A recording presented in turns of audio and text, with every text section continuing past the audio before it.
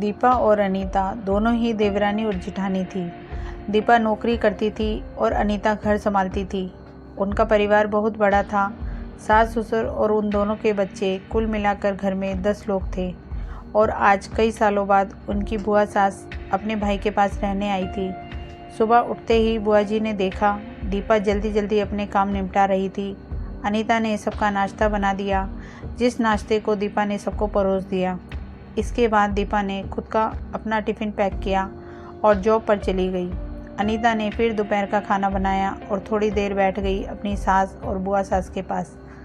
बुआ सास से रहा नहीं गया और अनीता से बोली कि छोटी बहू, तेरी जिठानी दीपा तुझ पर बड़ा हुक्म चलाती है।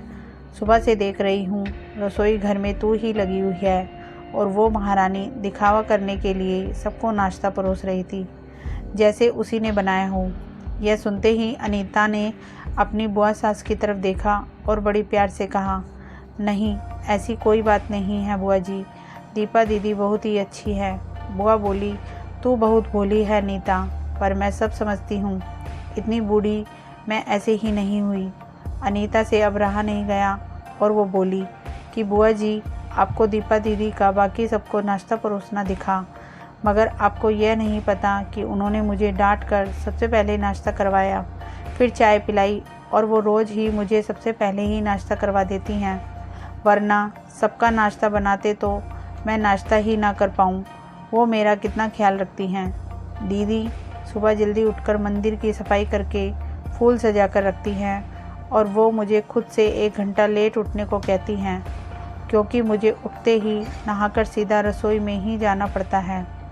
शाम को ऑफिस से आते वक्त दीदी बाज़ार से सब्जियां भी लेकर आती है, क्योंकि हमारे हस्बैंड रात को लेट हो जाते हैं।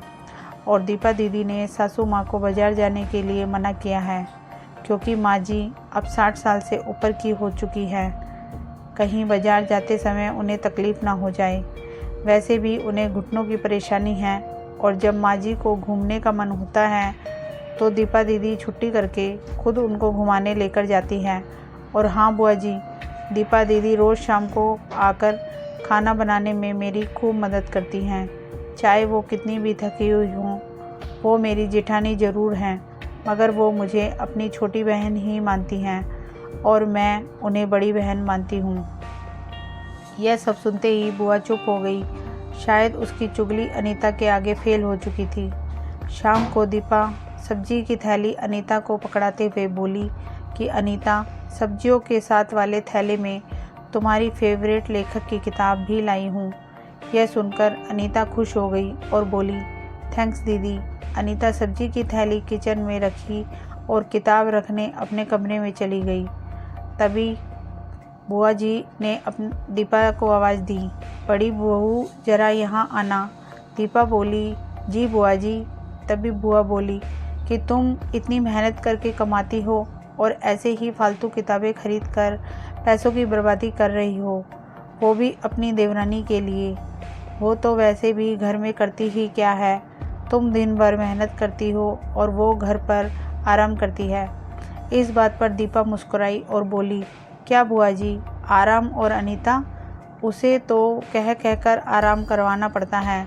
सुबह से बेचारी लगी ही रहती है किचन में। सबकी अलग अलग पसंद, मेरे और उसके मिलाकर 4 बच्चों का टिफ़िन सब वो ही करती है, फिर भी उसके चेहरे पर हमेशा एक सुंदर सी मुस्कान ही रहती है। सुबह की चाय पीने का भी समय नहीं रहता उसे, और जब दोपहर बच्चे आते हैं फिर उनका खाना, उनकी पढ़ाई सब वही देखती है। वो है, इसलिए मुझे बच्चों की चिंता भी नहीं रहती और मैं अपना पूरा ध्यान ऑफिस में लगा पाती हूँ। कुछ दिनों पहले ही प्रमोशन मिला है। मम्मी पापा की दवाई कब ख़त्म हुई और कब लाना है, यह सब वो ही ध्यान रखती है। घर पर भी कभी कौन सा रिश्तेदार आता है, उनकी सेवा भी वही करती है। और बुआ जी, घर पर रहकर घर और बच्चे संभालना कोई छोटी बात नहीं। मेहमानों को भी आवभगत अनीता बिना किसी शिकायत से करती है। उसे तो बस पढ़ने का शौक़ है। फिर क्या मैं अपनी छोटी बहन की छोटी सी इच्छा भी पूरी नहीं करूँगी? अगर उसकी इच्छा मैं पूरी नहीं करूँगी तो कौन करेगा?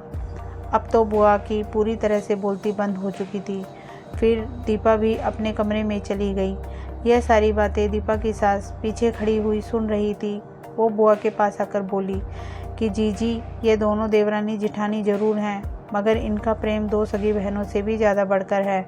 यह दोनों ही एक दूसरे का अधूरापन पूरा करती हैं। मेरे घर की मजबूत नींव हैं ये दोनों।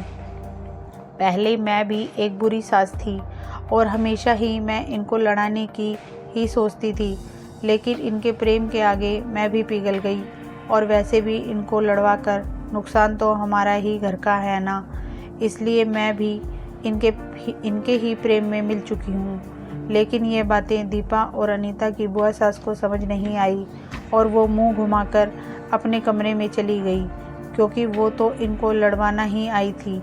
लेकिन दीपा और अनीता जैसी बहुओं के बीच दरार पैदा करना बिल्कुल नामुमकिन था। और दोस्तों, अगर दीपा अनीता जैसी बहू बेटी हर घर में हो तो उनके प्यारे घर को बड़ी से बड़ी ताकत भी नर्क नहीं बना सकती। वाकई में ऐसी बहुएं हर घर में हो तो हर एक घर स्वर्ग बन सकता है। आप इस कहानी के बारे में क्या कहेंगे दोस्तों, हमें ज़रूर बताएं।